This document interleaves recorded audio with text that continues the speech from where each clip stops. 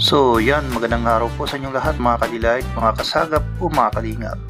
Ito po yung aking tinitinda, ang probiotic. Bago po ang lahat, lalagyan po natin ng malamig na yelo para masarap pong inumin, lalo na sa ating mga suki.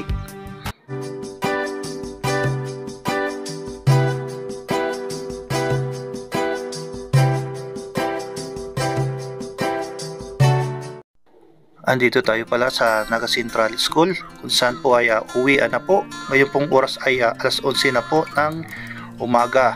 Tamang-tama po at dito po tayo mag-aantay ng mga customer. Ang morning po mga kalingap, mga kasagap. Dito po ako Naga Central 1 at sa kabila po ay eskulahan. Dito po ako nagpwesto habang wala pa tayong pang charity. Ay ito naman na po ang ating gagawin. Kapag tayo ay may kita po at mahirap naman po na iasa po natin sa YouTube yung natin, sahod natin, kaya gumagawa tayo ng paraan. Kaya pag nakaipon tayo, tulong tayo uli. Kaya po yung pusong pagtulong sa abot natin. Ito po ang ating ginagawa. Lunes hanggang Biyernes dito po tayo nakatayo po sa harapan ng eskulahan. At madalas ako dito pumipisto tuwing alas 10 hanggang alauna ng hapon. Marami sa atin nagtatanong kung bakit tayo ay nagtitinda na lang.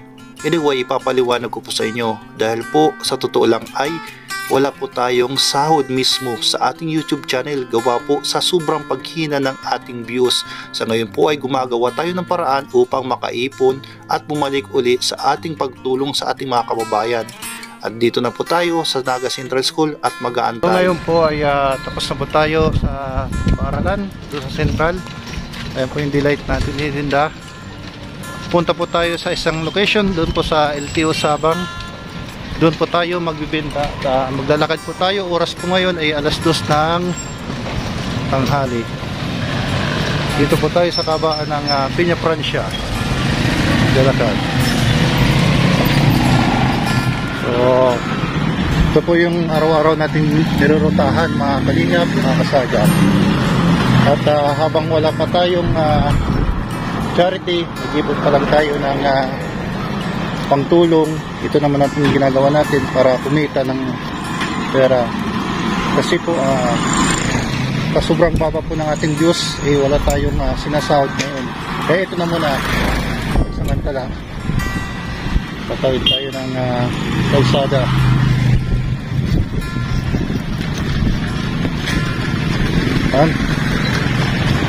Dito tayo sa Bagong Bayan Sur. Ayan po yung lalakad po natin. Ito po yung routine. Araw-araw po natin ginagawa. Kapag wala tayong charity at scout.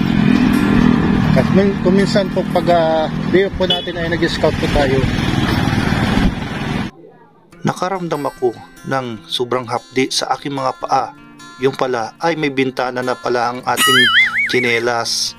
Ayun air conditioning po ang ating tsinelas. Anyway, magagamit pa rin natin yan sa paglalakad. Sagap, mga kadilight, mga kalingap.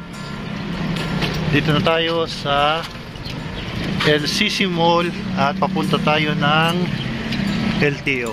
At dito po tayo magbibinta ng delight ngayong araw na ito.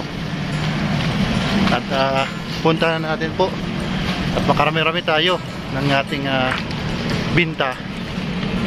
Sa kahaba-haba nating nilakad ay sa LTO ang ating bagsak. Anyway, mag-aantay po tayo ng mga suki po rito pa kanilang paglabas.